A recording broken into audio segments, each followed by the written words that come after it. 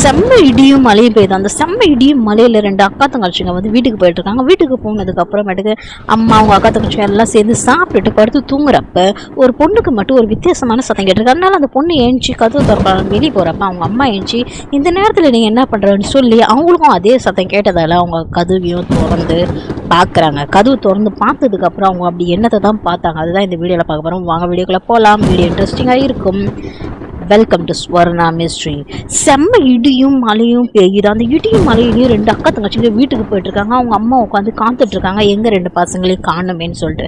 அப்போ அவங்க பசங்க வந்தோடனே சந்தோஷத்தில் 3 பேருமே உட்காந்து சாப்பிட்டுட்ருக்காங்க. சாப்பிட்டு முடிச்சோடனே எல்லாரும் அவங்கவுங்க ரூமில் போய் படுத்து தூங்க ஆரம்பிச்சாங்க. அதுலேருந்து ஒரு பொண்ணுக்கு மட்டும் வித்தியாசமான சத்தம் கேட்டுச்சு. அந்த வித்தியாசமான சத்தம் கேட்டோடனே அந்த பொண்ணு வந்து கதவு கிட்ட போகுது. கதவு கிட்ட போனோடனே அது கதவு திறக்கலான்னு போகிறப்ப அவங்க அம்மா ஏஞ்சிக்கிட்டாங்க. அவங்க அம்மா ஏஞ்சோடனே இந்த இடத்துல நீங்கள் என்ன பண்ணுறேன்னு சொன்னோடனே அவங்க அம்மா அதே சத்தம் கேட்டதால் அவங்க ஹஸ்பண்டோட சத்தம் கேட்குது, வெண்ணிலா வெண்ணிலான்னு. அப்போ இவங்க வந்து ஐயோ நம்ம ஹஸ்பண்ட் ஆச்சே அப்படின்னு சொல்லி கதவையும் திறக்கிறாங்க.